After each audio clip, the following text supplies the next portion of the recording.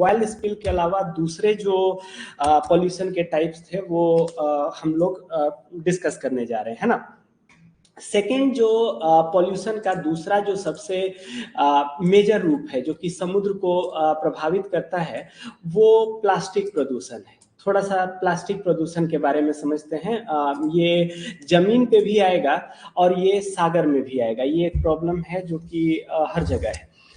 Plastic प्रदूषण को समझने के लिए और प्लास्टिक प्रदूषण को थोड़ा ढंग से ही समझ लेते हैं ताकि कभी जमीन के बारे में भी बात कर रहे हो तो उसी प्लास्टिक प्रदूषण के मुद्दे को हम आगे बढ़ा सकते हैं। देखिए, प्लास्टिक जो है वो बड़ा जादुई मटेरियल है और जब प्लास्टिक की खोज हुई थी तो इसने ह्यूमंस के लाइफ को बदल दिया। प्लास्टिक जो है वो रेवोल्यूशनरी मटेरियल था जिसको कि मैजिक मटेरियल या फिर वंडर मटेरियल का नाम दिया गया था। बड़ा यूनिक चीज था, ये नेचर में नहीं मिलता है, हम लैब में इसको सिंथेसाइज करते हैं। सो प्लास्टिक क्या है? एक लॉन्ग चेन पॉलीमर है जो कि नेचर में नहीं मिलता है, हम लोग लैब में तैयार करते हैं, हम केमिकल प्रोसेस से तैयार करते हैं। और प्लास्टिक का कोई एक रूप नहीं होता है, प्लास्टिक जो है वो कई रूप लेता है। प्लास्टिक का एक रूप टेफ्लॉन है जो कि आप तवे के ऊपर देखेंगे जो कि चिपकने नहीं देता है, डोसा या इसको ऑयल फ्री जो नॉन स्टिक पैन होता है।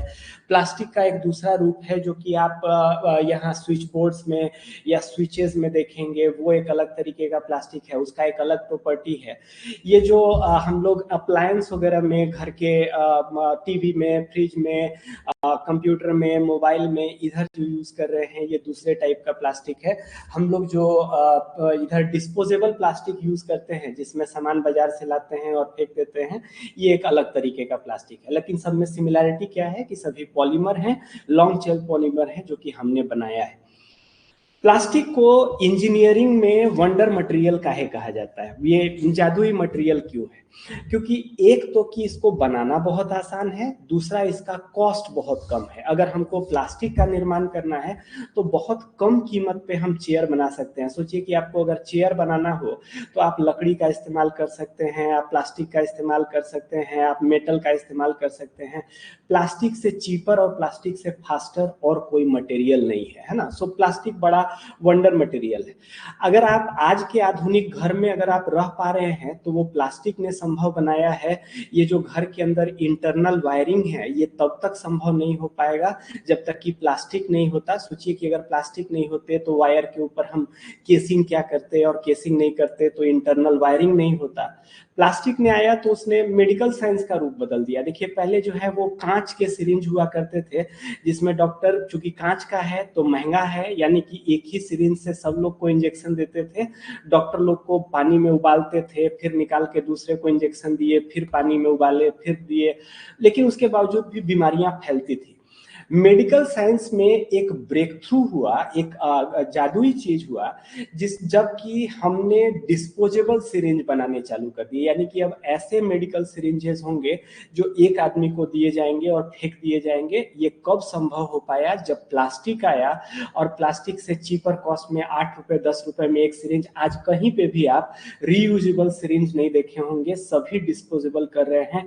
मेडिकल साइंस में उसने दुनिया बदल दी। उसको अगर आप हटा दीजिए तो पृथ्वी पर फिर बीमारियां बढ़ जाएंगी, ह्यूमंस के लिए बड़ा कष्ट होगा।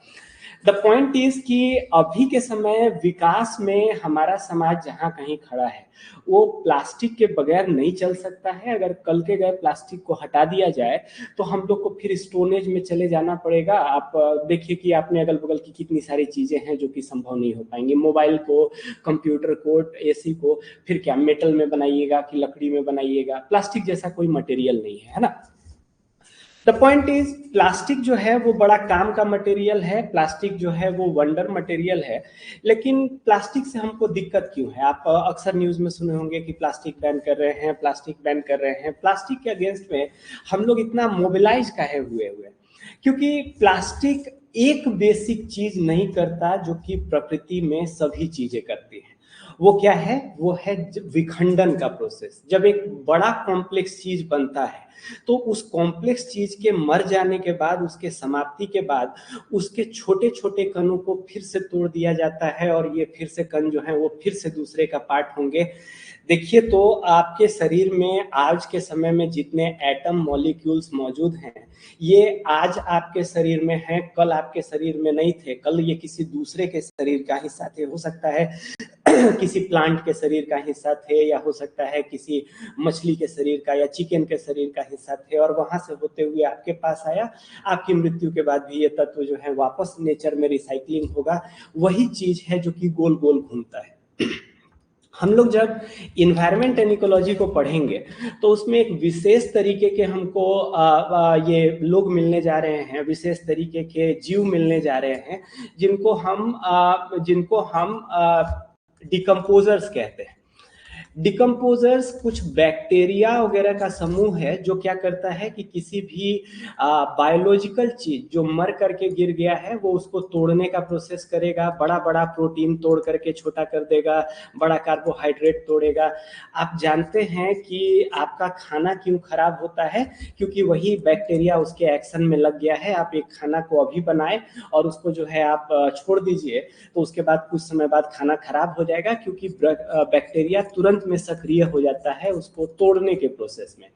उसी तरीके से कोई डेड जीव पड़ा हुआ है तो वो भी टूट जाएगा।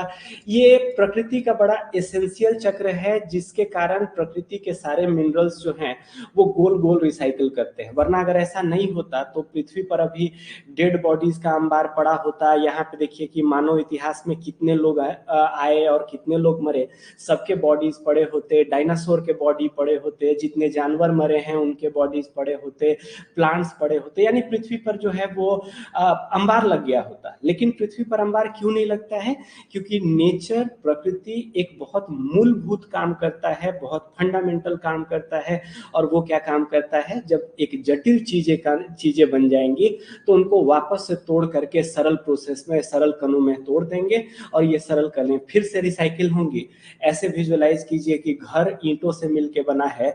अगर पूरे जमीन पे घर बन गया तो अब नए घर बनने के लिए क्या करना होगा? पुराने घरों को तोड़ करके उनकी ईंटों को निकालना पड़ेगा और उनकी ईंटों से फिर नया घर बनेगा। तो नेचर में ये प्रक्रिया जो है वो निरंतर चल रही होती है। सभी चीजें इस कानून का पालन करती हैं। आप लकड़ी बाहर छोड़ दीजिए, वो विखंडित हो जाएगा। एक जीव का डेड बॉडी, एक जो है सो मरा हुआ मछली जो है वो रोड किनारे फेंक दीजिए, वो थोड़े समय बाद वो विखंडित हो जाएगा। आप सभी वाकिफ हैं, घर में खाना जो है वो तुरंत खराब होने के प्रोसेस में बढ़ जाता है। थोड़ा समय हो गया, जहां डेथ हो गया, उसके बाद फिर वो डिकम्पोजिशन का प्रोसेस वो शुरू हो जाता है।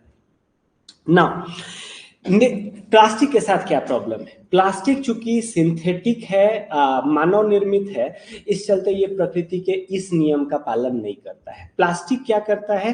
प्लास्टिक के जो ये लॉन्ग चेन पॉलीमर्स थे, ये छोटे में टूट जाएंगे। इनको माइक्रो फ्रैगमेंट कहते हैं, सूक्ष्म विखंडन।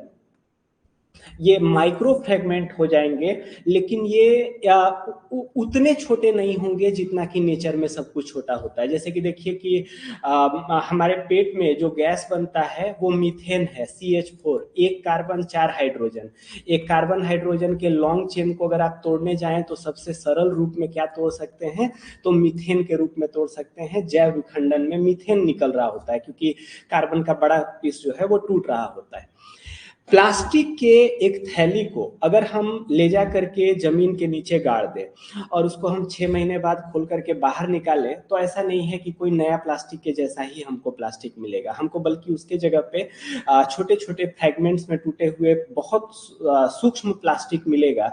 इतना सूक्ष्म मिलेगा कि हमको दिखाई भी नहीं पड़ता है, लेकिन फिर भी वो उतना सूक्ष्म नहीं हो पाया है कि उसका रिसाइकलिंग किया जा सकता है। तो प्लास्टिक के साथ दिक्कत क्या है कि हर बार जब आप प्लास्टिक बना रहे हैं तो वो मौजूदा प्लास्टिक के मात्रा को और बढ़ा ही रहा है।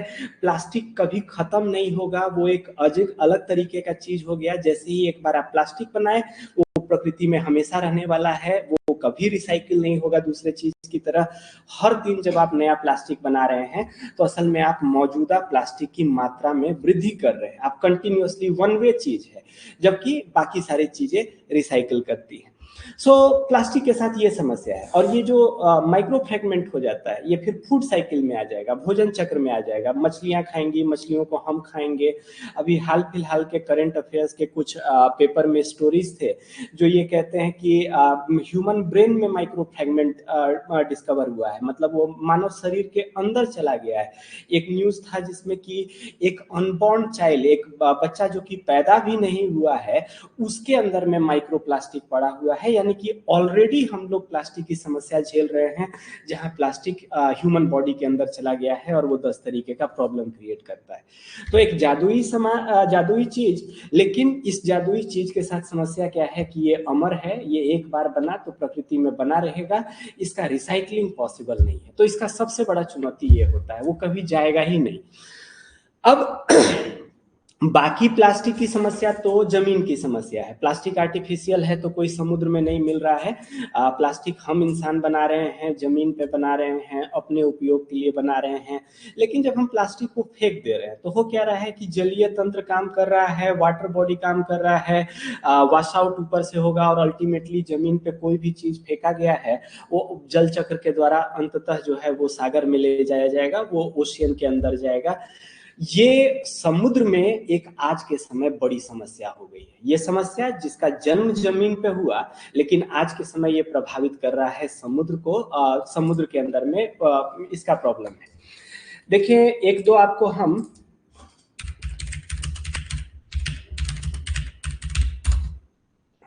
न्यूज स्टोरीज दिखा देना चाहते हैं। लोगों ने प्रशांत महासागर में खोजा क्या कि महासागर के अंदर में, और महासागर का साइज देखिए हम कितना बड़ा बनाए हुए हैं। यहाँ पे अमेरिकन कॉन्टिनेंट, यहाँ पे अमेरिकन कॉन्टिनेंट है, इधर जो है वो हमारे पास, एक मिनट, इधर जो है सो ये जापान है, ये जापान है, यानी कि रसिया जापान, ये हमारे एशिया का पूर्वी भाग है। और ये जो है सो अमेरिका का वेस्टर्न पार्ट है। प्रशांत महासागर यहाँ पे बैठा हुआ है। इस सागर में हमने क्या खोजा है कि दो बड़े बड़े महाद्वीप के आकार के जमावटे हैं, जहां प्लास्टिक जमा है। वहां पे क्या जमा है तो कोल्ड ड्रिंक का बोतल जमा है, कान साफ करने वाला ईयरबड का पीस वहां पे जमा है। भाई जमीन में वो बिलोंग, पानी में वो बिलोंग नहीं करता है। बताइए कितनी दूर है अपनी जगह से। कोई कान साफ किया होगा कहाँ जमीन पे, और वो जो है स्वाद जाकर के यहाँ पहुंचा है। लेकिन ये कभी खत्म नहीं होने वाला है, यानी कि ये हमेशा रहेगा। हम लोग आगे समझेंगे कि ये इस जगह पे फंस गया है, लोग इसको साफ करने का प्रयास कर रहे हैं, लेकिन इसको साफ करना बहुत बड़ी चुनौती है। ये ऊपर में जितना बड़ा दिखता है उसके नीचे उससे भी बड़ा है, और ये प्लास्टिक जो है वो पूरे समुद्र के जीवन को प्रभावित कर रहा है ना।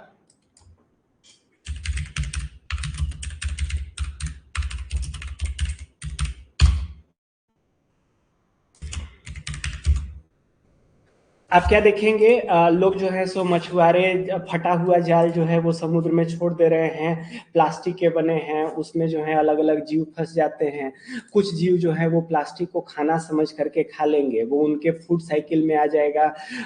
ये तो छोड़िए, पानी के अंदर वाले छोड़िए, जो ऊपर हवा के पक्षी जो कि समुद्र के पानी में शिकार करते हैं, वो भी प्लास्टिक प्रदूषण से प्रभावित हो रहे हैं और नेचर में खत्म नहीं होने वाला है। मतलब समझिए कि वो प्रॉब्लम हमेशा एग्जिस्ट करता है, वो परमानेंटली उस इलाके में एग्जिस्ट करने वाला प्रॉब्लम है ना। सो प्लास्टिक प्रदूषण कहने का अर्थ क्या हुआ, और समुद्र के संदर्भ में प्लास्टिक प्रदूषण क्यों एक समस्या है। आइए, प्लास्टिक की विशेषता क्या है। ये एक टिकाऊ वस्तु है, लेकिन ये माइक्रो प्लास्टिक में कन्वर्ट होता है, छोटा हो जाता है, जो कि कंट्रोल से बाहर हो जाएगा, दिखेगा भी नहीं, लेकिन वो हमारे अंदर चला जाएगा। समुद्र में प्लास्टिक कहाँ से आ रहा है, तो एक तरीके का प्लास्टिक होता है जिसको सिंगल यूज प्लास्टिक कहते हैं। देखिए, सारे प्लास्टिक को आप बैन नहीं कर सकते हैं। प्लास्टिक बैन कर दीजिएगा तो आप स्टोन एज में चले जाइएगा। इलेक्ट्रॉनिक, कंप्यूटर, इस तरीके की चीज़ें नहीं हो सकती हैं। इंडोर वायरिंग नहीं हो सकता है। मेडिकल साइंस जो है वो नहीं काम कर सकता है। कोरोना के दौरान देखिए कि प्लास्टिक ने बचाया, क्योंकि प्लास्टिक नहीं होता तो एक ही थाली में खाना होता। वो जो डिस्पोजेबल आप कर पाए कि हम इस्तेमाल करेंगे और फेंक देंगे, चाहे वो फेस मास्क हो, चाहे वो ग्लव्स हो, चाहे वो खाने पीने के बर्तन हो, ये प्लास्टिक द्वारा ही संभव हो पाया। So the point is, plastic को सोसाइटी से हटाया नहीं जा सकता है, उसके ऊपर हम लोग डिपेंडेंट हैं, हम निर्भर हैं। लेकिन हम क्या कर सकते हैं इसके लिए? उसमें एक तरीके का ऐसा प्लास्टिक है जो एक बार इस्तेमाल करते हैं, जैसे कि ये थैलियाँ। हम लोग बाजार जाते हैं, ठसक में जो है वो बाजार जाएंगे और बोलेंगे कि 1 किलो आलू प्लास्टिक में पैक करके दो। ये इसका प्लास्टिक का इस्तेमाल कितना हुआ? सिर्फ बाजार से आलू घर लाने के लिए और घर में निकाल करके फेंक दिया गया। अब ये चीज नेचर में हमेशा एग्जिस्ट करेगा। इसका लाभ और हानि देखने का कोशिश कीजिए। लाभ ये हुआ कि बाजार से सामान घर लाने के काम आया, और हानि ये हुआ कि एक ऐसा चीज है जो कि नेचर से जाने ही वाला नहीं है, ये परमानेंटली परसिस्ट करने वाला है। तो ये एक बड़ी चुनौती है, आप इसको कम कर सकते हैं। दूसरे प्लास्टिक को तो आप समाप्त नहीं कर सकते हैं, पर एटलीस्ट इसको जो है आप कम कर सकते हैं, है ना। दूसरा चीज, समुद्र में प्लास्टिक कहाँ से आता है? औद्योगिक डिस्चार्ज से। यानी इंडस्ट्रीज जो हैं वो अपने कचरे को पानी में निकाल देते हैं, नदी में निकाल देते हैं, नदी के रास्ते होते होते वो वहां तक पहुंच जाएगा। तो समुद्र में प्लास्टिक कहाँ से आ रहा है? तो उद्योगों के द्वारा भी आ रहा है। और तीसरा चीज, समुद्र में जो मछुआरे हैं, जो मछली पकड़ने के उपकरण का इस्तेमाल करते हैं, उसमें कुछ खराब हो गया तो ढो करके जमीन तक कौन लाए जी, यहीं पे समुद्र में ही निपटा दीजिए, यहीं पे फेंक दीजिए। तो एक उससे फिशिंग के द्वारा भी समुद्र में प्लास्टिक पड़ा है। अब प्लास्टिक का समुद्र पर प्रभाव क्या है, इसका इम्पैक्ट क्या है? देखिए, एक रिपोर्ट जारी हुई थी जिसका नाम था रिपोर्ट 2050, और रिपोर्ट ने क्या अंदाजा लगाया था कि वर्ष 2050 तक समुद्र में जितनी वजन की मछलियां होंगी उतने ही वजन के प्लास्टिक भी हो जाएंगे। ये इस बात की गंभीरता को बताता है कि बहुत दूर नहीं, आज 2024-25 में खड़े हुए हैं, हमारे पास 20-25 साल के अंदर में समुद्र में इतना हो जाने वाला है। इसका असर क्या हो रहा है? प्रजातियां मर रही हैं, समुद्री पक्षी प्रभावित हो रहे हैं, मछलियां प्रभावित हो रहे हैं, समुद्र प्रभावित हो रहा है। कुछ केस स्टडीज देखिए तो दुनिया के कुछ बड़े उदाहरण क्या गिना सकते हैं? एक तो जो अभी दिखा रहे थे आपको, great Pacific garbage patch. Pacific में 2 जगह पे हमारे पास कचरे का अंबार लग गया है। 80,000 टन का प्लास्टिक जो है वहां पे मौजूद है, जो कि लगभग 1.5 लाख वर्ग किलोमीटर इलाके में फैला हुआ है। इतना बड़ा प्लास्टिक का अंबार समुद्र में हुए, किसी एक ने नहीं फेंका, लेकिन समय पे जमीन पे निरंतर धीरे धीरे धीरे धीरे प्लास्टिक का इस्तेमाल करते करते और धीरे धीरे पहुंचाते पहुंचाते देखिए वहां चला गया है। एक मिडवे अटॉल एक जगह है, वहां पे एल्बेट्रॉस के पक्षी के चूजे जो हैं वो प्लास्टिक के कारण मरे थे बड़ी मात्रा में। वहां पे जैव विविधता का ह्रास हुआ था, ये एक इंटरनेशनल न्यूज था। बाकी एल्बेट्रॉस वैसा पक्षी है जो कि लंबा लंबा सप्ताह सप्ताह भर उड़ सकता है। हम जो व्हाट्सएप वाला चैनल है उसमें इसके बारे में एक इन्फॉर्मेशन पीस डाले थे। एक बड़ा पक्षी है जो 4-4 सप्ताह, 1 महीना तक जो है वो कंटिन्यूअस हवा में रह सकता है। बड़ा विशेष पक्षी है, इसको हम लोग अभी के समय संरक्षित करने का प्रयास कर रहे हैं। प्लास्टिक के कारण यहाँ पे ढेर सारे उनके चूजे जो हैं वो मर गए थे। भारत के तट के आसपास भी प्लास्टिक का प्रॉब्लम है, पार्टिकुलरली भारत के औद्योगिक केंद्र, मुंबई में देखिए, चेन्नई में देखिए, कलकत्ता के पास देखिए, तो इधर के आसपास में आपको समुद्र में अच्छा खासा प्लास्टिक प्रदूषण दिखाई पड़ेगा। सो प्लास्टिक प्रदूषण की समस्या क्या है समुद्र के लिए, ये क्यों गंभीर है ना। अगले प्रदूषण पे आते हैं। पहला प्रदूषण तेल रिसाव, दूसरा प्रदूषण हुआ प्लास्टिक प्रदूषण। आइए तीसरा प्रदूषण से मिलते हैं, इसको कहते हैं आक्रामक विदेशी प्रजातियों का आना। एक न्यूज पहले आपको दिखाएं। न्यूज से पहले हम लोग एक जरा बात करें कि ये जो सांप होते हैं, देखिए कि झारखंड के लिए चाहे बिहार के लिए सांप एक बड़ा प्रॉब्लम है। हर साल जब धान रोपने का सीजन आएगा तो आप क्या उस समय पाएंगे कि हर राज्य में जो है इतने सारे लोग सांप के कटने से मर रहे हैं। बड़े पैमाने पर जो है वो लोग प्रभावित होते हैं।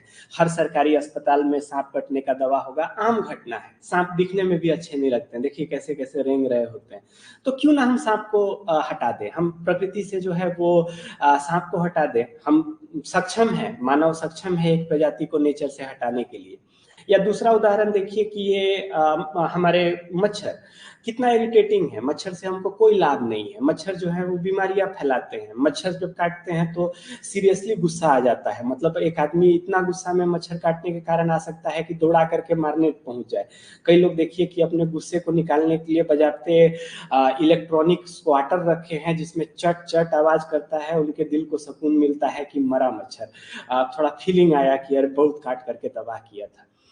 मच्छर को क्यों नहीं हटा दें, मच्छर को भी हटा सकते हैं।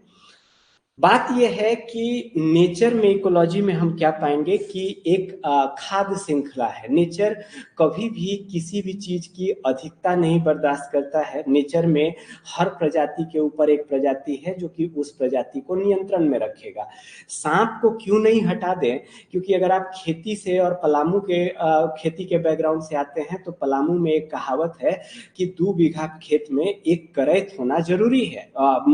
स्नेक्स जो हैं वो फार्मर्स को काट जरूर रहे हैं, लेकिन किसी भी फार्मर को जिसको कि फार्मिंग का एक्सपीरियंस है उससे पूछिए कि स्नेक्स को मार देना चाहिए, वो हरगिज नहीं कहेगा स्नेक्स आर फार्मर्स फ्रेंड। क्योंकि अगर सांप नहीं रहेंगे तो चूहों की जनसंख्या बढ़ जाएगी। चूहे जो है वो फसल को नुकसान पहुंचा देंगे। सांप क्या कर रहे हैं, चूहों की जनसंख्या को नियंत्रण कर रहे हैं।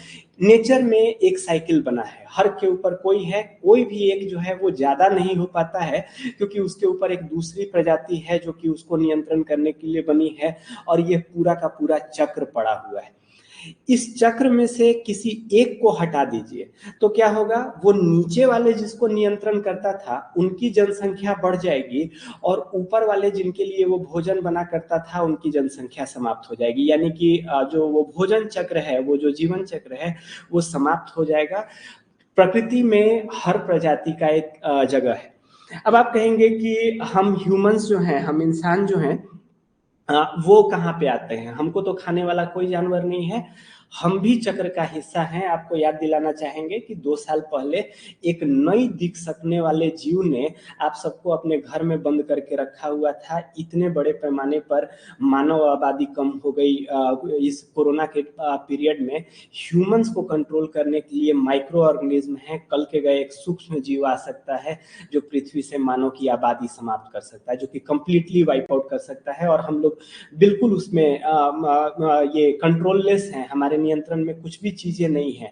सो हर कोई प्रकृति में एक चक्र होता है, उस चक्र का एक बैलेंस होता है ना। एक दो न्यूज स्टोरीज पहले देखिए।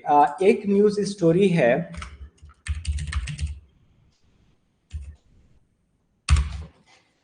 ये वाली। बीबीसी में एक न्यूज स्टोरी आया कि इंडिया से जो है वो कुछ मुसहर प्रजाति के लोगों को अमेरिका लेकर के गया है वहां पे सांप पकड़ने के लिए। वहां पे बड़े बड़े इंडियन पाइथन्स थे और उनको पकड़ने के लिए इन लोग को लेके गया। इन लोग बहुत खुश था।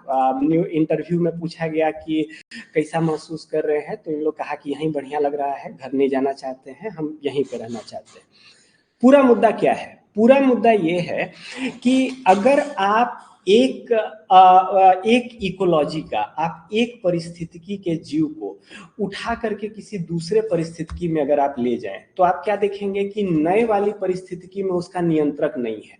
तो चूंकि ये सांप असल में भारत के सांप थे, वहां के कुछ लोग जो हैं वो शौकिया दिखावट के लिए यहाँ से सांप उठा करके लेके गए, लेकिन उन्होंने जब छोड़ दिया या किसी कारण से ये जब जंगल में निकल गए तो वहां पे इनके नियंत्रक नहीं थे। भारत में इनके नियंत्रक थे क्योंकि यहाँ की ये इकोलॉजी का हिस्सा थे। वहां पे इनके रेगुलेटर्स नहीं थे, तो वहां पे इनकी जनसंख्या बढ़ने लगी। अमेरिका में बड़ा प्रॉब्लम होके रखा हुआ है। अमेरिका में जो है सो अभियान चला करके इन सांपों को पकड़ा जा रहा है। एक दूसरी कहानी, एक दूसरा न्यूज स्टोरी आपको हम दिखाना चाहेंगे, वो है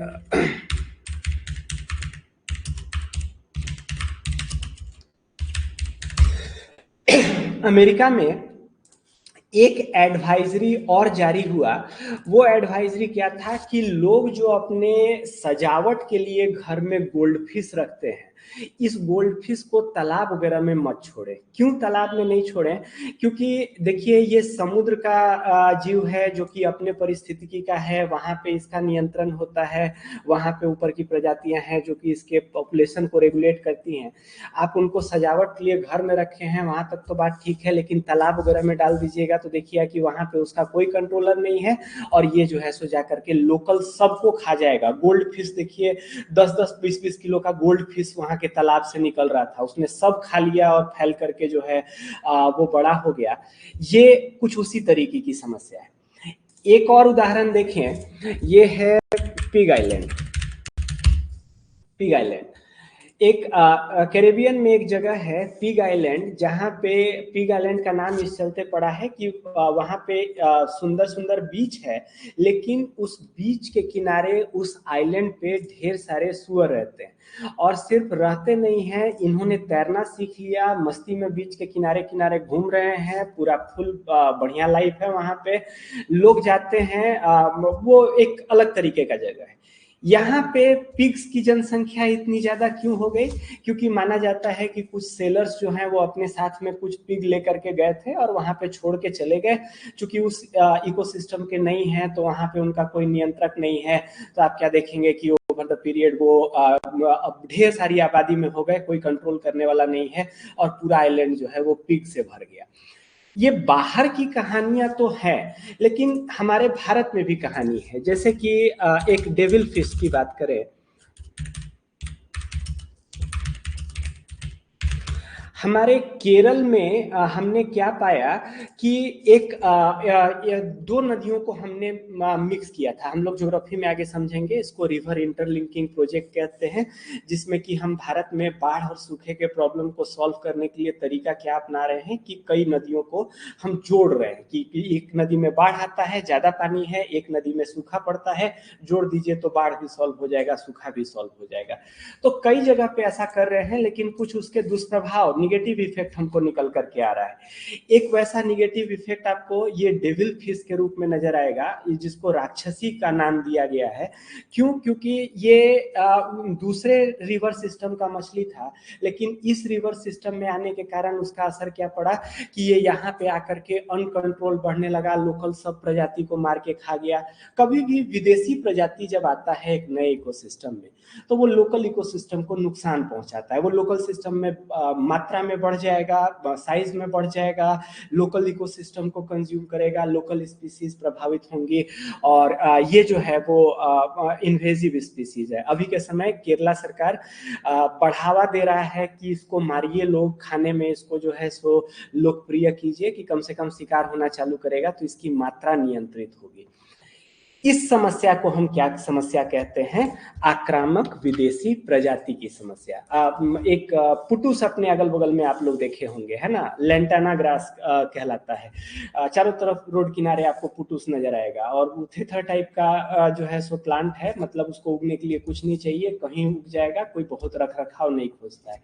असल में ब्रिटिश औपनिवेशिक काल में ब्रिटिशर्स ने ये सजावट का पौधा लाया था बाहर से भारत में, लेकिन ये फिर यहाँ पे फैल गया, इतना फैल गया कि बताइए सजावट का गमला का पौधा अब भारत के किनारे किनारे, गली मोहल्ले, हर जगह जो है नली के किनारे, खाली जगह पे जो है वो भरा पड़ा हुआ है।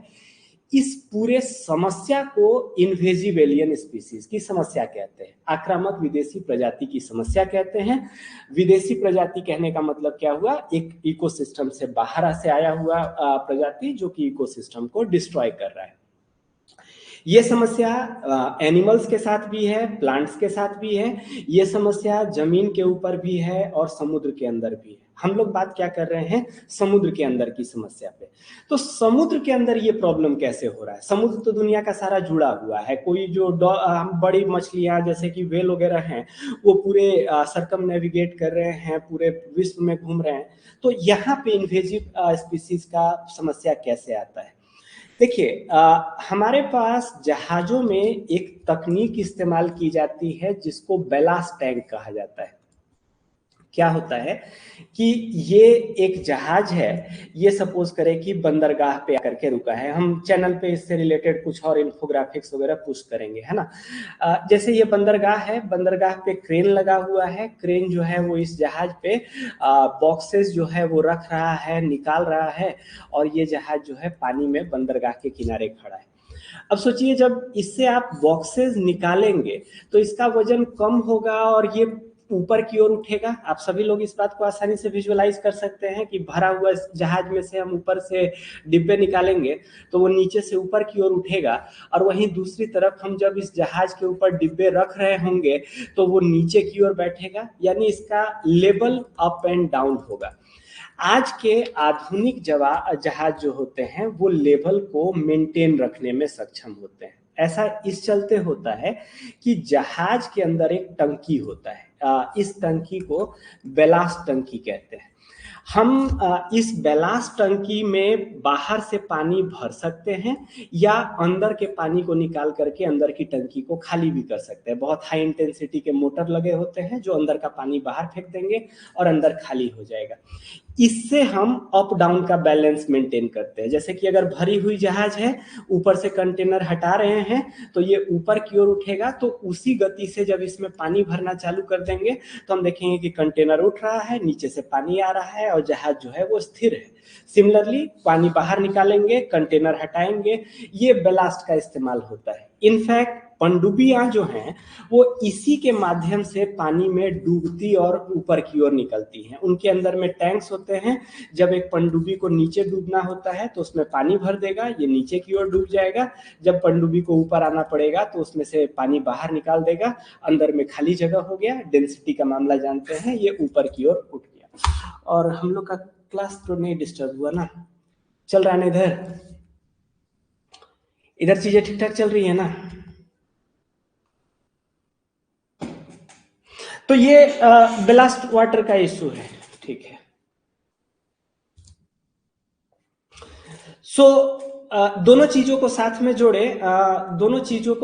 जोड़े, हमारे पास इन्वेजिव एलियन स्पीसीज की समस्या ये है कि एक जगह का प्रजाति जब दूसरे जगह पे पहुंच जाए तो वहां पे नुकसान पहुंचाता है। ये समुद्र में कैसे हो पाता है? सोचिए कि इंडिया के तट के किनारे एक जहाज जो है वो इसी तरीके से सामान लोडिंग अनलोडिंग कर रहा है और इसी तरीके से जो है वो उसके अंदर पानी भरा। ये पानी तो अपने साथ लेकर के गया, लेकिन पानी के साथ जो है सो उसमें जीव भी मौजूद हैं, यहाँ के लोकल जीव मौजूद हैं जो कि छोटे छोटे उसमें चले गए। और ये जहाज जब कनाडा के कोस्ट पे जा करके अपना फिर से वो अदला बदली कर रहा होगा तो यहाँ का पानी कनाडा के किनारे निकल गया, वहां पे जो है वो इधर का प्रजाति पहुंच गया और फिर वो प्रॉब्लम क्रिएट करेगा।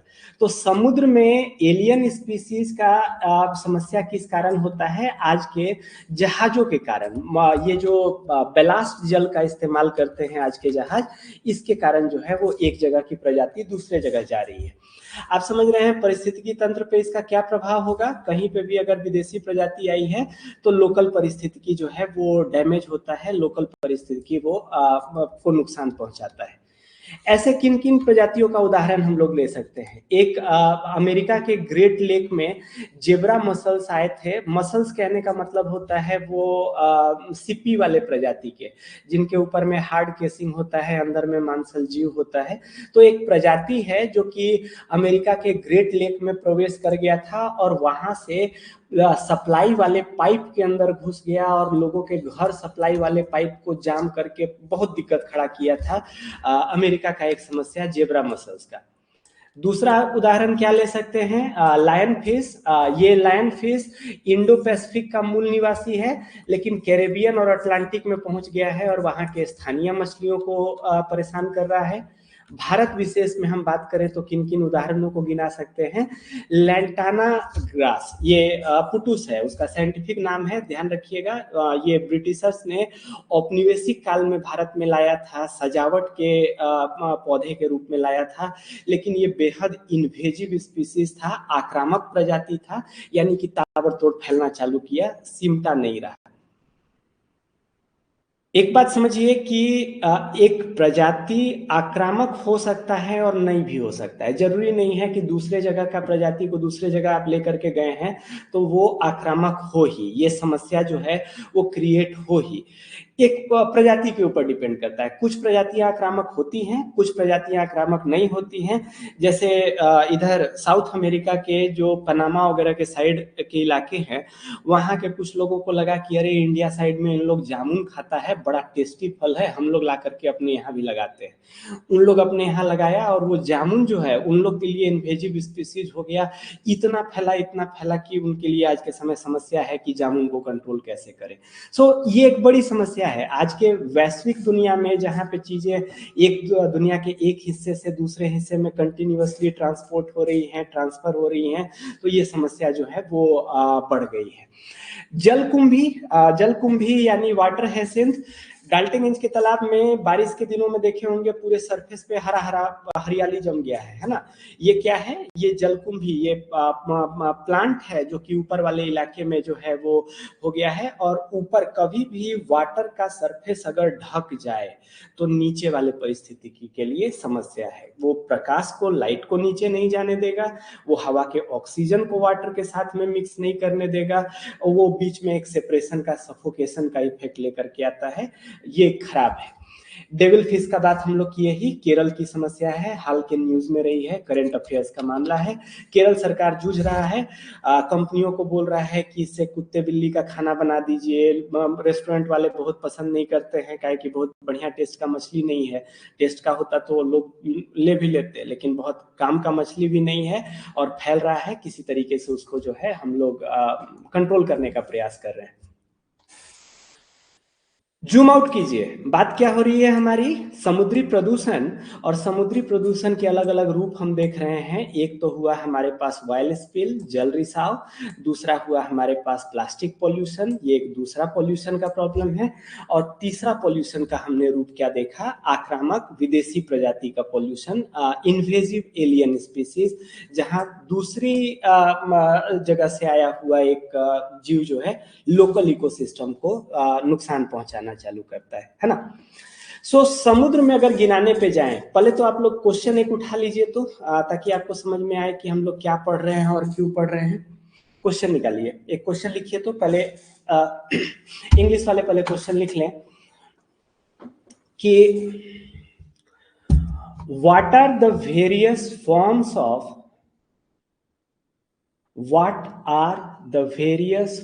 of marine pollution? What are the various forms of marine pollution? Question mark. What is its impact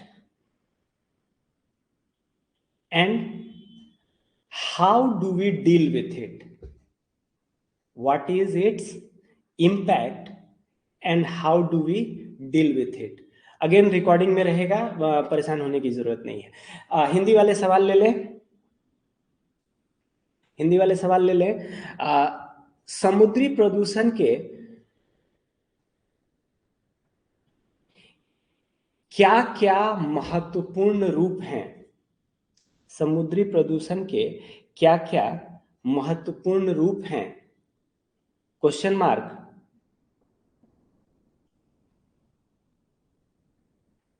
इसका प्रभाव क्या है एवं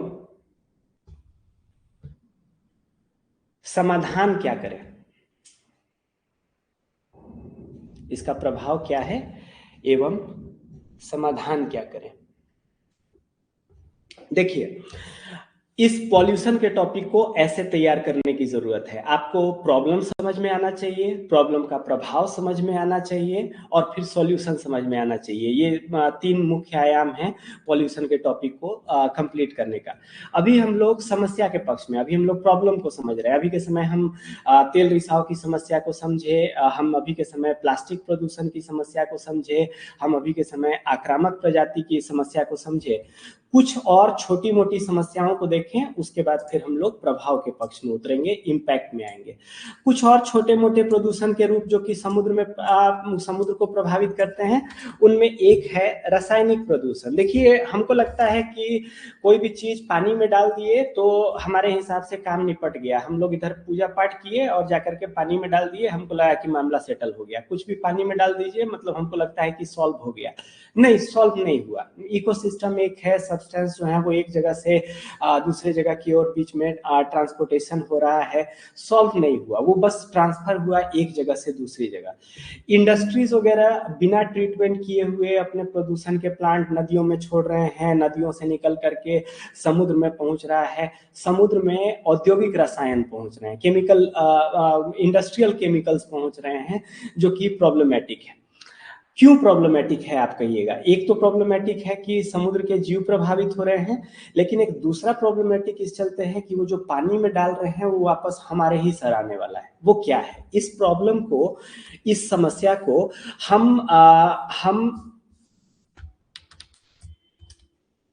यहाँ पे शब्द नहीं दिया हुआ है, इस समस्या को हम बायो एक्यूमुलेशन की समस्या कहते हैं। किनारे लिख लीजिएगा, वैसे आगे होना चाहिए। जैव संग्रहण, बायो एक्यूमुलेशन की समस्या। समझिए बायो एक्यूमुलेशन की समस्या क्या है। देखिए, हमारा शरीर है वो सब्सटेंस को प्रोसेस करता है। हम बाहर से अलग अलग चीजें अपने शरीर में ले रहे हैं, नाक से हवा ले रहे हैं, मुंह से खाना पानी ले रहे हैं, हमारे शरीर से चीजें बाहर निकल रही हैं। हमारा सब बॉडी जो है वो एक प्रक्रिया का हिस्सा है। हमारे पास सब्सटेंस और एनर्जी आ रहा है, जा रहा है, आ रहा है, जा रहा है, एक निरंतर चक्र का हिस्सा है। लेकिन कुछ प्रकृति में ऐसे भारी धातु होते हैं जो कि अगर हमारे बॉडी में अगर आ जाए तो वो चल तो जाएगा, लेकिन हमारा बॉडी उसको फिल्टर करने की क्षमता नहीं रखता है, उसको बाहर नहीं निकाल सकता है। जैसे कि मरकरी हो गया, हमारे पास कैडमियम हो गया, जैसे कि कई ऐसे धातु हैं जो कि अगर हमारे बॉडी के अंदर पहुंच जाए तो वो फिर बाहर नहीं निकलेंगे। होता क्या है कि जैसे कि समुद्र के अंदर में लेड की मात्रा बढ़ गई। अब लेड की मात्रा बढ़ गई यानी कि कुछ मछलियों ने खाया, उनके बॉडी में चला गया, वो मछली का शिकार करके हम मछली को खा रहे हैं, हमारे बॉडी में आ गया। ठीक है, एक मछली के साथ थोड़ा सा लेड आया, वो हमारे लिए नुकसानदायक उतना नहीं रहा, मतलब हमको ज्यादा पता नहीं चला, वो जो है सो आया और अंदर में है। फिर धीरे धीरे जैसे जैसे हम मछली खाते जा रहे हैं, एक दिन की बात नहीं है, ओवर द पीरियड क्या होगा कि ये अंदर जाकर के जमा होते जा रहा है, होते जा रहा है, होते जा रहा है, और एक समय में उसका लेवल जो है वो एक टॉक्सिक लेवल पे चला जाएगा, जो कि बॉडी के लिए हार्मफुल होता है। हम शीशा को इसी चलते जो है वो बंद करते हैं। हम पेट्रोलियम में देखिएगा कि हम जो है शीशा का इस्तेमाल करना बंद कर दिए। पहले पेट्रोल वगैरह में इसमें लगा डीजल वगैरह में मिला करके गाड़ी में डाला जाता था, ये हम बंद कर दिए। पहले पेंट वगैरह में भी लेड रहता था, अब के समय बंद कर दिए। लेकिन उद्योग जो है वो छोड़ रहे हैं, और उद्योग छोड़ रहे हैं तो वो जल में जा रहा है, जल से भोजन चक्र में जा रहा है, और गोल गोल वो जो है सो घूम रहा है। मरकरी एक समस्या है, लेड एक समस्या है। मरकरी जैसा ये भी जो है होता है, कई मछलियां विशेषकर इसको सोखती हैं। एक और तरीके का चीज होता है जिसको पीओपी बोलते हैं, परसिस्टेंट ऑर्गेनिक पॉल्यूटेंट। यानी ये जैविक प्रदूषण है, यानी कि ये कार्बन बेस्ड पॉल्यूशन है, लेकिन ये दीर्घजीवी है। मतलब वो नेचर में अगर एक बार चले जाएं तो बहुत लंबे समय तक बने रहते हैं। ये वैसे वाले प्रदूषण हैं जो कि इंडस्ट्रियल डिस्चार्ज से निकल रहा है, उद्योगों से निकल रहा है, और समुद्र को जो है वो प्रदूषित कर रहा है। उसके बाद एक और तरीके का प्रदूषण जिसको कि शायद आप प्रदूषण के रूप में नहीं देखें, लेकिन वो एक प्रदूषण है। वो क्या है? पोषण का प्रदूषण, न्यूट्रिएंट का पॉल्यूशन। देखिए, पोषण कहने का मतलब हम बात कर रहे हैं प्लांट के पोषण का। जैसे हम इंसानों को खाने में पोषण चाहिए होता है, हमको कार्बोहाइड्रेट चाहिए, फैट चाहिए, लिपिड चाहिए, उसी तरीके से प्लांट भी जीव हैं, उनको भी चाहिए होता है। वो जमीन से नाइट्रोजन, फास्फोरस, पोटेशियम इस तरीके की चीजें ले रहे होते हैं, उसके बिना वो नहीं जी सकते हैं। हम जब फर्टिलाइजर जब हम छीट रहे हैं, यूरिया छीट रहे हैं, तो बेसिकली जमीन में उन्हीं चीजों को डालने का हम प्रयास कर रहे हैं जो प्लांट लेंगे। ये पोषण का होना प्लांट के ग्रोथ को तेज करता है कि आप जब पोषण दीजिएगा, आप फर्टिलाइजर डालिएगा, प्लांट जो है तेज होगा।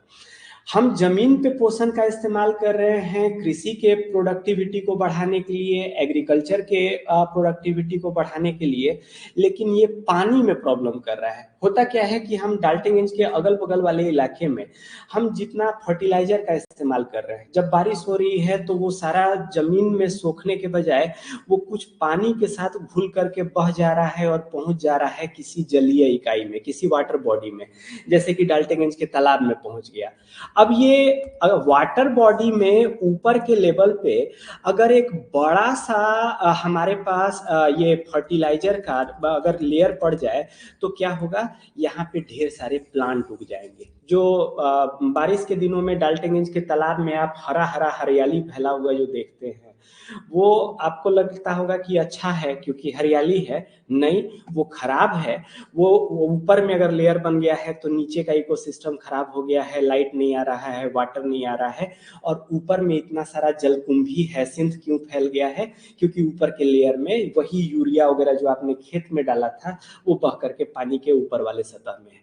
सो जमीन पे इस्तेमाल किया गया पोषण अगर पानी के साथ बह करके समुद्र के ऊपर वाले इलाके में अगर कहीं पे जम जाए तो आप क्या देखेंगे, समुद्री शैवाल, समुद्री प्लांट ये जो है सो ऊपर में ढेर सारे रैपिड ग्रोथ कर जाएंगे, पूरा का पूरा इलाका ढक जाएगा। और ऊपर का इलाका ढक जाएगा मतलब ऑक्सीजन नीचे के पानी से नहीं मिल सकता है। आज के समय समुद्र में हमको कई मृत क्षेत्र मिल रहे हैं, डेड जोन्स मिल रहे हैं। यूपीएससी इसके ऊपर क्वेश्चन पूछ चुका है। कई डेड जोन मिल रहे हैं, यानी कि उस इलाके में, समुद्र के उस इलाके में कोई जीवन नहीं है। ऐसा क्यों हो रहा है? क्योंकि ऊपर इसी तरीके का लेयर हो गया, नीचे ऑक्सीजन मिल नहीं पाया, और समुद्र के इस भाग के वाटर में जो है उतना ऑक्सीजन नहीं है कि वहां पे कोई दूसरा जीव जीवित रह पाए। तो समुद्र के अलग अलग क्षेत्रों में डेड जोन बन रहे हैं, देखिए फर्टिलाइजर के इस्तेमाल से, है ना। बात हमारी क्या चल रही है? समुद्री प्रदूषण की समस्या। अभी हम लोग समस्या के पक्ष में है। समस्या हमने क्या देखा? बहुत अलग अलग तरीके का समस्या है। तेल रिसाव की समस्या एक अलग समस्या है, हमारे पास विदेशी प्रजाति का आक्रमण एक अलग समस्या है, प्लास्टिक पॉल्यूशन अलग समस्या है, रसायन प्रदूषण एक समस्या है। एक समस्या तो हम ये भी देख रहे हैं कि प्रदूषण, ये पोषण भी अगर ज्यादा हो जाए तो वो भी प्रदूषण क्रिएट कर देता है। तो समस्या पक्ष हम लोग समझ रहे हैं। वापस अपने सवाल को देखिए, हम समस्या को समझ रहे हैं। अब आते हैं प्रभाव के ऊपर और फिर आएंगे समाधान के ऊपर। प्रभाव पे आते हैं। प्रभाव क्या है? समुद्र में जो अलग अलग तरीके का प्रदूषण हो रहा है, इससे जैव विविधता का नुकसान हो रहा है। देखिए, जैव विविधता पहली बार आप सुन रहे होंगे। इन्वायरमेंट एंड इकोलॉजी के पेपर में आगे हम लोग जैव विविधता को डीप में देखेंगे। जैव विविधता कहने का मतलब होता है अलग अलग प्राणियों की, अलग अलग प्रजातियों की विविधता, स्पीसीज के डाइवर्सिटी को कहते हैं। हालांकि इसका डेफिनेशन उससे ज्यादा है, अभी हम टेक्निकल में नहीं जाना चाहेंगे। वो एक बड़ा कॉन्सेप्ट है, हम आपको अभी के समय उसका बॉयल डाउन वर्जन बता रहे हैं। हम एक हॉल में 1000 लोगों को, इंसान को खड़ा कर दिए लाइन लगवा करके, और बाहर में एक गमला रखे। जैव विविधता उस रूम के अंदर ज्यादा है या बाहर के गमले में ज्यादा है? तो आप क्या देखेंगे? बाहर के गमले में ज्यादा है। क्यों? क्योंकि जैव विविधता का मतलब एक जनसंख्या से नहीं है। यानी कि जैव विविधता हम इस बात को नहीं कहेंगे कि इतने सारे प्राणी हैं, जैव विविधता इस बात में कहेंगे कि कितने प्रजाति के प्राणी हैं। तो हॉल के अंदर में 1000 जरूर हैं, लेकिन वो एक ही प्रजाति के हैं, वो मानव हैं। जबकि आप गमले में देखिएगा तो वहाँ पे कई वैरायटी का उसके अंदर में कीड़ा है, कई वैरायटी का मधुमक्खी है, कई वैरायटी का जो है तितली है, यानी कि वहां पे प्रजाति चूंकि बढ़ जा रहा है, इस चलते जो है वो ज्यादा है ना। हम प्रदूषण क्या कर रहा है, अलग अलग प्रजातियों को मार रहा है, और प्रजातियों को मारने को ही, और कोई कोई प्रजाति जो गायब हो रहा है उसी को हम क्या कह रहे हैं, वो जैव विविधता की हानि है। हम नेचर से कई प्रजातियां विलुप्त हो गई हैं जो आज के समय है नहीं। दूसरा चीज, ये प्रदूषण कोरल रीफ को डिस्ट्रॉय कर रहा है, और पिछले क्लास में हम लोग डिस्कस कर चुके हैं कि कोरल रीफ क्यों इंपॉर्टेंट है। समुद्र का मेजर इकोसिस्टम सिंगल हैंडेडली संभाले हुए है, वो नहीं रहेगा तो पूरा का पूरा इकोसिस्टम गिर जाएगा। डिफरेंट टाइप के पॉल्यूशन उसको प्रभावित कर रहे हैं।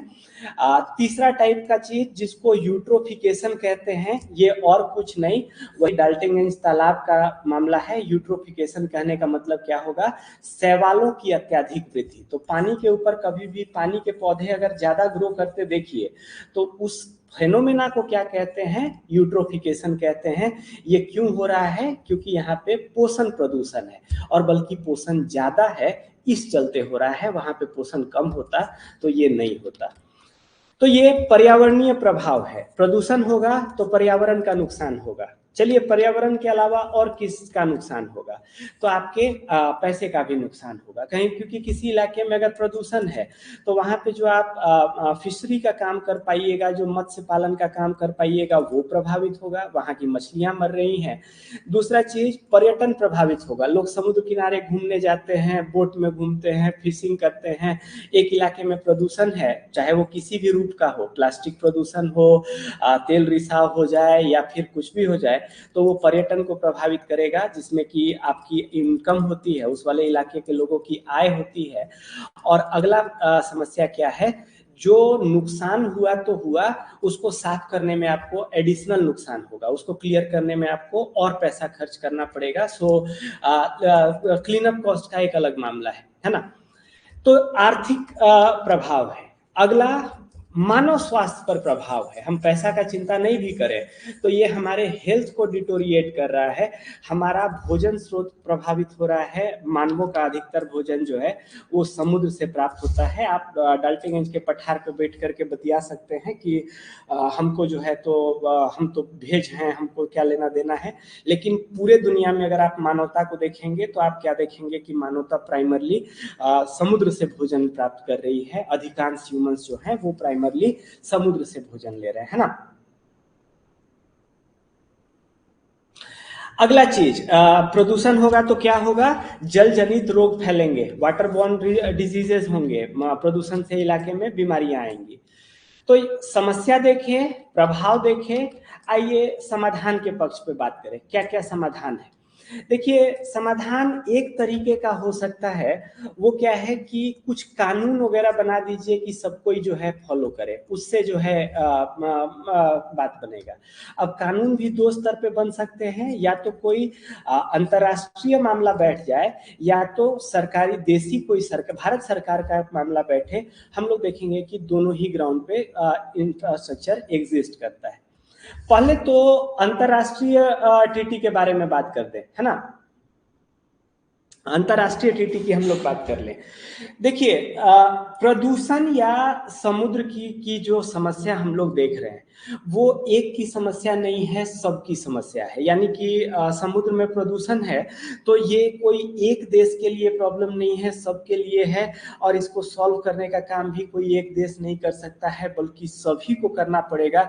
एक देश प्रदूषण करना बंद कर दे, बाकी सब करते रहें तो कुछ नहीं होने वाला। यानी कि कोई भी पर्यावरण की चुनौती सबसे बेहतर कब हैंडल होगी, जब हम उसको इंटरनेशनल लेवल पे देखें, राष्ट्रीय स्तर पे नहीं बल्कि अंतर्राष्ट्रीय स्तर पे देखें। सभी लोग सहयोग करें, कुछ अंतर्राष्ट्रीय ट्रीटी वगैरह साइन कर लें, और उस तरीके से जो है वो हमारा काम चले, है ना।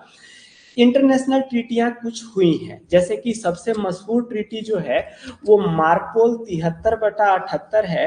इसका अर्थ है, मार कहने का मतलब मरीन, समुद्र, और पॉल कहने का मतलब पॉल्यूशन, समुद्री पॉल्यूशन के ऊपर एक अंतर्राष्ट्रीय संधि है 73/78 जो है, ये वर्ष बता रहे हैं 1973 में साइन हुआ था, फिर 1978 में हुआ था।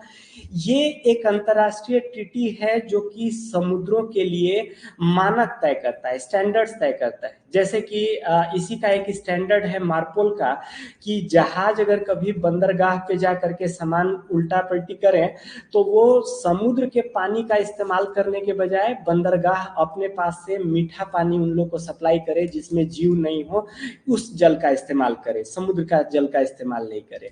इसी मार्पोल के अंदर ये भी है कि एक तेल ले जा रहा जहाज कभी भी फुल टैंकर लेकर के नहीं जाए, उसके पास 2 चैम्बर होने चाहिए, एक चैम्बर में तेल हो, एक खाली हो, क्योंकि अगर डिटेक्ट होता है कि इस चैम्बर से तेल निकल रहा है तो अंदर में से इसको ऑटोमेटिकली दूसरे में पलटी करके सेव किया जा सके। आमतौर पे होता क्या है कि समुद्र में एक बार अगर तेल रिसाव होना चालू कर गया तो फिर वो चालू कर गया और वो जो है सो फैलता चला जाएगा। हम अगर बीच में रोक पाए तो चीजें कम पे रोकी जा सकती हैं। तो मार्पोल की एक संधि जो कि इंटरनेशनल वाटर में समुद्र में जहाजें कैसी चलेंगी, उसमें तकनीक क्या होना चाहिए, वो तय करता है।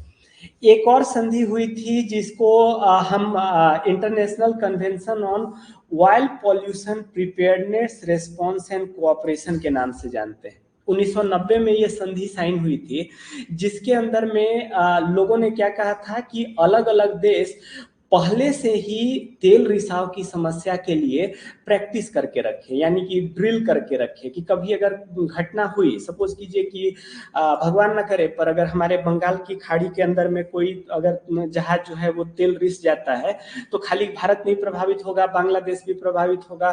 खाली भारत नहीं सॉल्व कर सकता है, बांग्लादेश और म्यांमार को भी हाथ मिलाना पड़ेगा। भारत की सीमा तो इतने तक है, उधर का इलाका कैसे होगा। तो ये संधि क्या कर रहा है कि अलग अलग देश जो हैं वो आपस में पहले से सेटअप बैठा के रखें, ताकि कोई घटना हुई तो खट खट खट लोगों को पता है, कम्युनिकेशन का चैनल बना है, लोग मोबिलाइज हो जाएंगे। क्योंकि फास्ट एक्ट करना जो है वो नुकसान को बचाएगा। आप एक दिन इंतजार कीजिएगा, प्लानिंग कीजिएगा, मोदी जी का फोन जाएगा बांग्लादेश में, तब ऐसा होगा, तब फिर तो कहानी डिले हो जाएगा। आप पहले से तैयार होकर के रखें।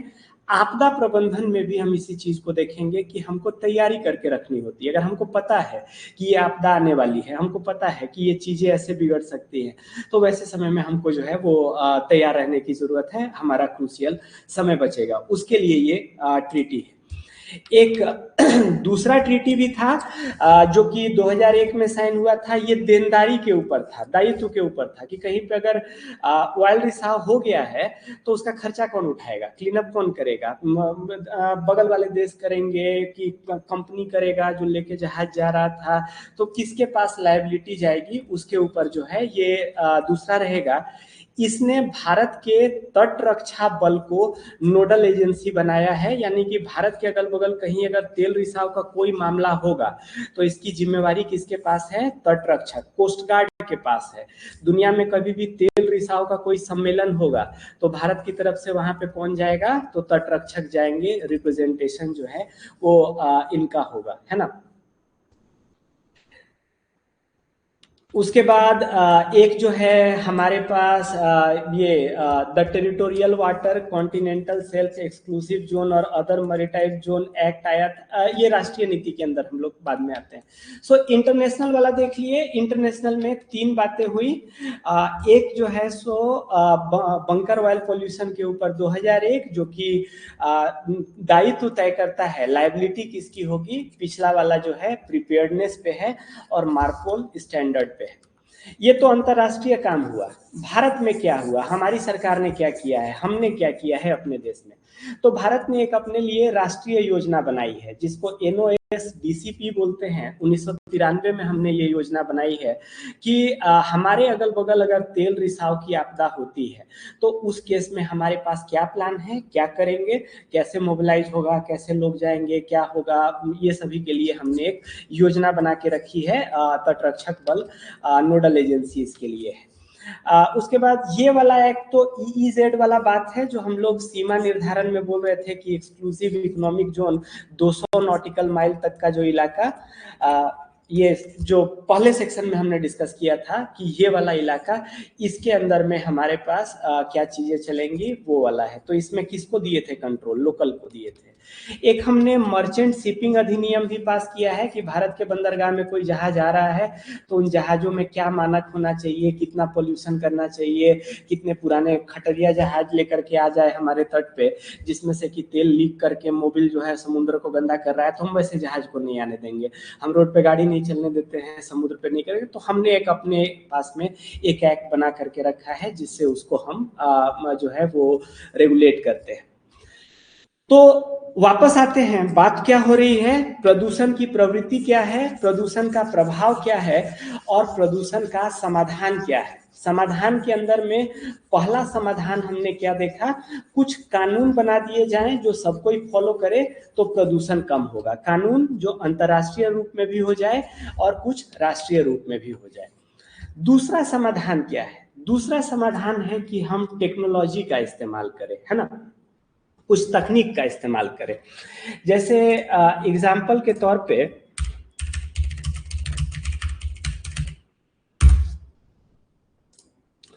एक हम लोग तेल रिसाव कहीं होता है तो वहां पे ये बूम एंड स्कीमर के तकनीक का इस्तेमाल करते हैं। हम क्या करते हैं, देखिए दिक्कत क्या होता है ना कि पानी में एक बार तेल गिर गया तो अब वो फैलता जाएगा, हवा के साथ फैलता जाएगा। जैसे जैसे फैल रहा है उसको क्लीन करना और सरदर्द होते जा रहा है। तो लोग क्या करते हैं कि उसके बाहर बाहर में इस तरीके से तैरने वाले फ्लोटर कर देते हैं ताकि वो जो है वो तेल को एक जगह पे पकड़ के रखे, कम से कम फैलने से तो रुकेगा, और उसके बाद किसी तरीके से इसको वैक्यूम करके या फिर अलग तरीके से यहाँ से निकाल करके हम साफ करने का प्रयास करते हैं। तो तकनीक में क्या कर सकते हैं, एक तो तकनीक यूज कर सकते हैं बूम और स्कीमर का, एक तकनीक यूज कर सकते हैं डिस्पर्सेंट का। डिस्पर्सेंट कहने का मतलब क्या हुआ, ऐसे केमिकल्स को छींट दीजिए तेल के ऊपर जो तेल के साथ रिएक्ट करके उनको खत्म कर दे, और वो वाले खत्म हो जाएंगे तो प्रदूषण हमारा साफ हो जाएगा। इसको डिस्पर्सेंट बोलते हैं। और तीसरे तरीके का जो सॉल्यूशन है हमारे पास वो जैव उपचार कहते हैं, बायो रिमेडिएशन। बायो रिमेडिएशन कहने का मतलब होता है कि कभी भी प्रदूषण की समस्या को सॉल्व करने के लिए अगर हम किसी जीव का इस्तेमाल कर रहे हैं तो वो बायो रिमेडिएशन है। जैसे आप क्या देखिएगा कि हमारे पास कहीं पे सॉइल खराब हो गया है तो उसमें कुछ बैक्टीरिया डाल देते हैं तो वो प्रदूषण ठीक कर देगा, कुछ एल्गी डाल दिए तो वो प्रदूषण ठीक कर देगा, कई जगह पे जो है सो केचुआ डाल दिए तो वो प्रदूषण ठीक कर देगा। कहीं पे भी जब हम प्रकृति के तत्वों का इस्तेमाल करके प्रदूषण की समस्या को सॉल्व करने का प्रयास करें तो उसको बायो रेमेडिएशन कहते हैं। तो इस इलाके में आप कुछ वैसे जीवों को डाल सकते हैं जो कि इनको क्लीन करने में आपका मदद करे, सूक्ष्म जीवों को बैक्टीरिया वगैरह छींट सकते हैं, वो कर सकते हैं। तो तेल रिसाव के लिए क्या तकनीकी समाधान हो सकता है, तो ये एक बात इसमें नहीं हुई है, वो क्या है कि एक ने समाधान दिया था कि बाल जो होता है, ह्यूमन हेयर जो है, ये तेल को पकड़ता है, इसका एक प्रॉपर्टी है। हम लोग बाल में इस चलते तेल लगाते हैं, नानी दादी जो है वो चुकुड़ देती है बाल में, आप समझ रहे हैं कि तेल पकड़ने की क्षमता होती है। उन्होंने सॉल्यूशन क्या दिया था कि एक जूट की बोरी लीजिए, उसमें बाल भर दीजिए और इस तेल वाले इलाके में बोरी डालिए, बाल जो है सो तेल को सोख लेगा, उसके बाद बोरी को निकाल दीजिए, तेल निकल जाएगा, आसानी से निकल जाएगा। तो एक इनोवेटिव सॉल्यूशन था। लेकिन देखिए, हम जो कभी भी तकनीकी समस्या का समाधान बताएंगे तो तकनीकी समाधान के साथ हमेशा एक लिमिटेशन है कि वो छोटे पैमाने पे किया जा सकता है, बड़े पैमाने पे नहीं किया जा सकता। जैसे यही देखिए ना, बूम एंड स्कीमर के बारे में बोले थे, कितना बड़ा इलाका में बूम और स्कीमर फैला पाइएगा। अगर मान लीजिए कि बे ऑफ बंगाल पूरा प्रभावित हो गया तो इतना थोड़े फैला पाइएगा, मीलों मील का दूरी आप नहीं कर पाइएगा। सो वो छोटे स्तर पे काम होगा, बड़े स्तर पे काम नहीं होगा। आप कह रहे हैं कि केमिकल छीट करके ठीक करेंगे, ठीक है, छोटा सा इलाका प्रभावित है, ठीक कर दीजिएगा। बड़ा इलाका में अगर हुआ है और तेल रिसाव बड़े इलाकों में को प्रभावित करता है तो उसको कहाँ से आप ठीक कीजिएगा, है ना। तो सभी तकनीकी सॉल्यूशन के साथ चुनौती क्या है कि ये छोटे स्केल पे काम करेंगे, ये बड़े स्केल पे काम नहीं करेंगे, है ना। इसी समाधान को देखिए, बाल की जूट की बोरियां अगर बड़े पैमाने पे तेल रिस जाए तो पूरे भारत के लोग अगर गंजे भी हो जाए, हम सभी अपना बाल दान कर कर देवे तो भी इतना नहीं होने वाला है कि हम पूरे इलाके को साफ कर पाए। तकनीकी समाधान हमेशा छोटे स्तर पे काम करेगा, वो बड़ा स्तर पे नहीं काम कर सकता है ना। तकनीकी में ही है। आइए प्लास्टिक के ऊपर देखें, प्लास्टिक के लिए क्या समाधान है। प्लास्टिक की समस्या तो हमने देखी, प्लास्टिक के समाधान पक्ष पे आते हैं। प्लास्टिक का समाधान क्या है? प्लास्टिक एक ऐसी समस्या है जिसका कायदे से कोई समाधान नहीं है, यानी कि अभी जिस जगह पे खड़े हैं कोई समाधान नहीं है। क्यों नहीं है? क्योंकि इसके बिना रह नहीं सकते हैं हम जो हैं सो। प्लास्टिक के बिना हमारा दिन बदल जाएगा, हमारा ये जो डेवलपमेंट का लेवल है वो चेंज हो जाएगा। लेकिन एट द सेम टाइम हम ये भी जान रहे हैं कि ये प्लास्टिक हमारे शरीर में आते जा रहा है और ये प्रॉब्लम क्रिएट कर रहा है आज के समय। मोस्ट प्रोबेबली आप सभी, हमारे शरीर के अंदर माइक्रोप्लास्टिक है। मोस्ट प्रोबेबली हम लोग का ये इतने लंबे समय की प्रॉब्लम है कि मोर देन लाइकली हम लोग के अंदर में माइक्रोप्लास्टिक मौजूद है अभी के समय में। समाधान में क्या सुझा सकते हैं? समाधान में एक समाधान जो सबसे पहले सुझा सकते हैं कि देखिए, समस्या की प्रवृत्ति क्या है कि वन डायमेंशनल है। आप एक बार क्रिएट कीजिएगा तो वो फिर हमेशा जिंदा रहेगा। हर बार क्रिएट कर रहे हैं तो अब आप बस जोड़ते जा रहे हैं, वो कहीं जाने वाला नहीं है। उसका आकार बढ़ता चला जा रहा है। आप इधर से प्रोड्यूस कर रहे हैं, उधर आकार बढ़ता चला जा रहा है। तो एक कॉमन चीज कह सकते हैं कि अगर एक बार बनने के बाद उसका खत्म नहीं होना एक समस्या है, तो हम कोशिश करें कि जो एक बार बन गया है उसको बार बार इस्तेमाल करें। अगर मान लीजिए जो प्लास्टिक बन ही गया है, अब वो खत्म नहीं होने वाला है, तो ज्यादा सेंस क्या रखेगा? उसी चीज को हम बार बार इस्तेमाल करें या फिर से हम नया प्लास्टिक जो है वो बनाने पे आए। सो इट विल, हमारे पास रिसाइकलिंग एक बहुत कारगर सॉल्यूशन है प्लास्टिक पॉल्यूशन के लिए। रिसाइकलिंग में प्लास्टिक को रिमोल्ड किया जा सकता है, फिर से इस्तेमाल किया जा सकता है। ये जो प्लास्टिक की पन्नियां वगैरह फेंक दे रहे हैं, ये जो इसको अगर रिसाइकिल करें तो हमको नया प्लास्टिक कम बनाना पड़ेगा। अगेन, ये प्रॉब्लम को सॉल्व नहीं कर रहा है, बस प्रॉब्लम को गंभीर होने से रोक रहा है। आप समझिएगा कि ये रिमेडिएशन का स्टेप है। अगर कोई ऐसा नहीं है कि रिसाइकलिंग करने से आपका प्लास्टिक का मात्रा कम हो जा रहा है। वो असल में क्या है, सिर्फ उसको जो है ये कर रहा है ना। तो एक समाधान सुझाइए ये कि रिसाइकलिंग कीजिए।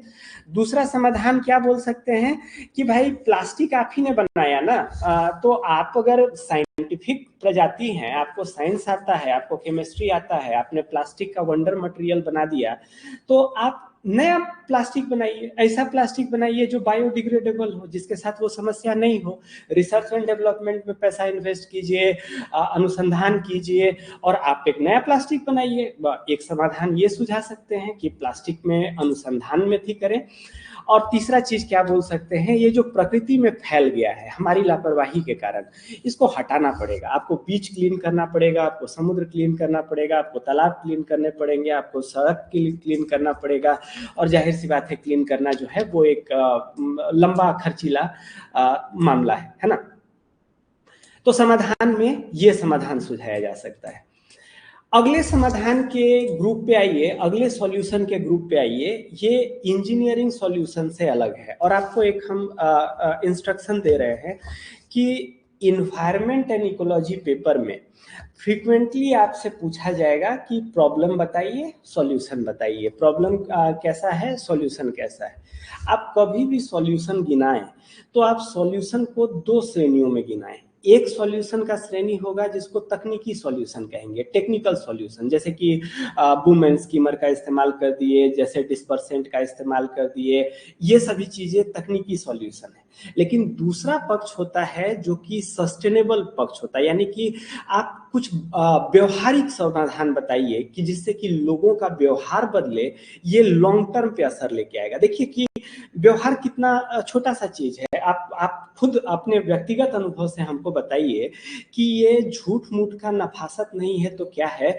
आप बाजार में सामान का पन्नी मांगने के बजाय आप घर से झोला लेकर के सब्जी नहीं ले आ सकते थे? पन्नी से ज्यादा बेहतर होता, ज्यादा कैपेसिटी भी होता, वो जो है सो ज्यादा बेहतर लगता भी। आपके हाथ में बताइए तो फैशन स्टेटमेंट के हिसाब से काला पन्नी लेके घूम रहे हैं, ये बढ़िया लग रहा है कि वो बढ़िया जूट का डिजाइनर झोला लेकर के जाते। तो हर हिसाब से ये ह्यूमन बिहेवियर है कि हम जो है सो प्लास्टिक को प्रेफर कर रहे हैं। अगर हम अपने व्यवहार को थोड़ा सा चेंज कर ले तो प्लास्टिक की खपत कम की जा सकती है। और चूंकि प्रोडक्शन क्यों हो रहा है? क्योंकि खपत हो रहा है। अगर खपत कम हो जाएगा तो प्रोडक्शन कम हो जाएगा, उत्पादन कम हो जाएगा। ठीक है, हम मेडिकल साइंस से प्लास्टिक नहीं हटा सकते हैं, ठीक है, हम इलेक्ट्रॉनिक इंडस्ट्री से प्लास्टिक नहीं हटा सकते हैं, हम कई जगह है जहाँ से प्लास्टिक को अभी हम नहीं हटा सकते हैं, लेकिन हम क्या कर सकते हैं कि जो ये सिंगल यूज प्लास्टिक है, एक बार कोल्ड ड्रिंक का बोतल पी रहे हैं, एक बार छोटा सा 300 ml का बोतल पी रहे हैं, उसके बाद बोतल को फेंक दे रहे हैं। आप समझ रहे हैं उसका लाभ हानि का पक्ष। एक घूंट का आपका कोल्ड ड्रिंक है जो कि कांच के कंटेनर में भी ट्रांसपोर्ट किया जा सकता था, लेकिन वो सस्ता पड़ रहा है, प्लास्टिक में हुआ, और आपने जो वो प्लास्टिक नेचर में फेंका, वो नेचर में हमेशा रहेगा, और सिर्फ रहेगा नहीं, वापस आप ही के पास आएगा। आप जो भी नेचर में छोड़ते हैं वो घूम करके वापस हमारे पास आता है, ये वापस हम ही को प्रभावित करने वाला है। तो आपको लग रहा है कि घर के बगल में पड़ोसी के यहाँ फेंके हैं, ढेरे दूर हो गया, नहीं, वो जो है सो लोकल कंटेमिनेशन है और वो घूम करके आएगा। तो एक समाधान स्ट्रक्चरल पक्ष में क्या बताइए कि लोगों को अपना व्यवहार चेंज करने की जरूरत है। लोग अगर अपना व्यवहार चेंज करेंगे तो ठीक होगा। उसके अंदर में बोल सकते हैं कि कम से कम एक बार इस्तेमाल करने वाले प्लास्टिक को कम कर दीजिए। दूसरा चीज क्या है, आप शिक्षा और जागरूकता फैलाइए। देखिए, आप अभी तक इस प्लास्टिक की समस्या को कितना समझते थे, और अभी इस डिस्कशन के होने के बाद देखिए कि आप इस प्लास्टिक की समस्या को आप कितना समझ रहे हैं। जागरूक होना समस्या के समाधान की प्रक्रिया शुरू कर देता है। तो जैसे ही आप जागरूक होते हैं, आपको पता होता है, वो सॉल्यूशन लेकर के आएगा। आप एक तरीके से देखिए तो ये जो जू वगैरह है उसमें आप देखिएगा कि जानवरों को जो है वो बंद करके रखे हुए हैं, लोग जो है वो उनके सामने मनोरंजन के लिए आ रहे हैं, बच्चे जाते हैं। देखने में लगता है कि कितना जो है सो क्रूर बात है कि एक शेर को पिंजरे में बंद करके रखे हैं, बच्चे जो हैं उनके सामने, अपने से जंगल का बादशाह था, यहाँ बच्चों के सामने तमाशा बना पड़ा हुआ है। आपको एक ऐसा लग सकता है, लेकिन आपको हम बताएं कि ऐसा नहीं है। वो क्यों नहीं है? क्योंकि जूस का होना दो तरीके से काम कर रहा है। एक तो कि शहरों में लगने रहने वाले लोग इस जंगल की चुनौती को नहीं जानते, तो जब जू कर रहे हैं तो वहां पे लोग आ रहे हैं, लोगों के साथ जागरूकता फैल रही है। एक जंगल का जानवर, हम सभी शहर के जानवर, हम शहर में रहने वाले जानवर हैं, हमको क्या पता है कि बंदर के साथ क्या समस्या है, हमको क्या पता है शेर के साथ क्या समस्या है, हमको क्या पता है कि गिद्ध के साथ क्या समस्या है। हम तो अपने गाय बैल को दूध देने के लिए इंजेक्शन लगा रहे हैं, लेकिन हमको ये पता भी नहीं है कि इसके कारण गिद्ध मर रहे हैं, जो कि नेचर के सफाई कर्मी हैं, जो कि डेड बॉडीज को क्लीन करते हैं, बीमारियों को फैलने से रोकते हैं, उससे गिद्ध मर रहे हैं। हमको जब तक पता नहीं चलेगा कि हमारा प्रभाव ये है, तब तक हम उसको सुधार नहीं सकते। तो दूसरा सस्टेनेबल व्यवहार का चीज क्या सुझाइए कि लोगों में शिक्षा और जागरूकता हो, लोग इस समस्या को समझें, इस नेचर ऑफ प्रॉब्लम को समझें, और जब लोग समझेंगे तो समझने से व्यवहार में भी असर होगा। हम मानते हैं कि आज के क्लास के बाद आपके व्यवहार में कुछ असर होगा। हम मानते हैं कि आज के बाद आप जो है कम से कम एकल यूज प्लास्टिक को जहां तक हो सके कम करने का प्रयास करेंगे, क्योंकि आपके हाथ से जो निकल रहा है, बात सिर्फ आपकी नहीं है, आपके कई पीढ़ी बाद तक वो रहेगा। आप नहीं रहेंगे, लेकिन आपका फेंका हुआ प्लास्टिक जो है वो कई पीढ़ी बाद तक आपको परेशान करेगा, आपके फ्यूचर के जनरेशन को परेशान करेगा। थोड़ा सा व्यवहार कम करके हम जो है रेगुलेट कर सकते हैं। तो दूसरा समाधान होगा हमारे पास शिक्षा और जागरूकता। और लास्ट समाधान क्या बोलिए, एक के करने से नहीं होगा, समस्या की प्रवृत्ति बड़ी है, पूरा समाज, पूरा कम्युनिटी साथ में नहीं इन्वॉल्व होगा तो ये काम नहीं होने वाला है। सबको लगना पड़ेगा, तभी पॉल्यूशन क्लीन होगा। ऑलराइट, अपने क्वेश्चन को देखिए। क्वेश्चन में आपके पास 3 भाग थे।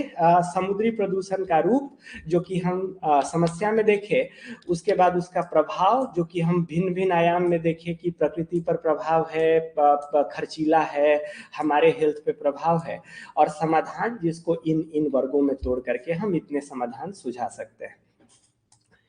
इसी के साथ हमारा ओशियन इकोलॉजी का सेक्शन कंप्लीट हुआ। बाकी इन्वायरमेंट एंड इकोलॉजी का पेपर उठाएंगे तो यहाँ से बात को जो है वो आगे लेकर के चलेंगे। अभी के लिए जो है वो हम लोग ओशियन इकोलॉजी को यहीं रखें। बाकी इन्वायरमेंट एंड इकोलॉजी का पेपर होगा तो ओशियन इकोलॉजी हम फिर नहीं पढ़ाएंगे, हम उस समय आपको रेफरेंस दे देंगे कि हम जो है सो वहाँ पे कवर किए हुए हैं और यहाँ पे पढ़ा हुआ है ना। ऑल राइट, तो अगले सेक्शन में फिर हम लोग ओशियनोग्राफी में द्वीप और वाटर मूवमेंट और इन पे जाएंगे। आज का ओशियनोग्राफी हमारे पास खत्म हुआ। कोई डाउट क्वेश्चन या इशू हो तो उठाइए। बायोडाइवर्सिटी से इकोसिस्टम इंपैक्ट होता है। बायोडाइवर्सिटी इकोसिस्टम का हिस्सा है। इकोसिस्टम क्या है? इकोसिस्टम के अंदर हमने दो चीज देखा, जैविक और अजैविक। यानी कि बायोडाइवर्सिटी तो इकोसिस्टम का हिस्सा है। अगर बायोडाइवर्सिटी कम होगा तो इकोसिस्टम प्रभावित होगा। एक जगह के जंगल खत्म हो जाएंगे तो वहां पे फिर मरुस्थल बन जाएगा, रेगिस्तान बन जाएगा। दोनों जुड़ी हुई चीजें हैं। बायोटिक फैक्टर का ए बायोटिक फैक्टर पे, ए बायोटिक फैक्टर का बायोटिक फैक्टर पे। बायोडाइवर्सिटी तो लाइफ साइकिल को चेंज कर देगा। वो तो पूरा जीवन का चक्र है। कोई जीव चला जा रहा है तो आप क्या कर रहे हैं? चक्र मॉडिफाई हो रहे हैं, और आपको नहीं पता है कि आपका किस चक्र का हिस्सा है। आपको नहीं पता है कि फसल का कोई इंपॉर्टेंट फसल किस चक्र का हिस्सा है। दुनिया में केलों की, आप केलों पे बड़ा खतरा है दुनिया में। आपको हम बताएं, केले के जो हैं वो खतरे में है। खतरे में क्यों है? क्योंकि पृथ्वी पर पहले के समय ढेर सारे केले के प्रजाति हुआ करते थे। केले के कई प्रजाति थे, बल्कि कई केला ऐसा होता था जिसमें बड़े बड़े बीज थे, मतलब जो है सो अखरोट के आकार के बीज हुआ करते थे। उसमें ये नहीं था। लेकिन ओवर द पीरियड हम इंसानों ने वो बीज वाले केलों को नापसंद किया, सबसे छोटे बीज वाले मीठे केले को पसंद किया। तो ये जो ह्यूमन बिहेवियर है उसका असर ये पड़ा कि हम केला का फार्मिंग चालू किए। एक दो तीन प्रजाति दुनिया में बचा है, बाकी सब प्रजाति में हमारा इंटरेस्ट नहीं था तो वो चला गया है। दुनिया में दो तीन प्रजातियां ही केले की हैं जो कि सारे इंसान कंज्यूम कर रहे हैं। कम प्रजाति का होने का दिक्कत क्या है? कोई एक वायरस आया जो कि इन तीनों प्रजाति को खत्म किया, तो वेरी प्रैक्टिकल है कि कल के दुनिया से केले जो है वो विलुप्त हो जाएंगे, है ना। तो ये जो है हमारे पास इसके साथ जुड़ी हुई समस्या ये है। सो बायोडाइवर्सिटी इकोसिस्टम का हिस्सा है। जाहिर सी बात है, अगर हिस्सा टूट रहा है तो इम्पैक्ट होगा। Any more questions?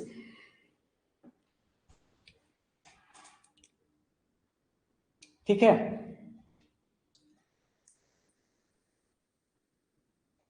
चलिए फिर आज के डिस्कशन को हम लोग यहीं पे वाइंड अप करेंगे। और कल जो है हम लोग पॉलिटी में फंडामेंटल राइट शुरू करने वाले हैं। पॉलिटी में उतरेंगे फंडामेंटल राइट में, और अगले वीक में फिर ज्योग्राफी आगे बढ़ाएंगे। तब तक जो है वो रिवाइज करके पैक कीजिए। कल पॉलिटी के क्लास में मिलते हैं। Have a great day.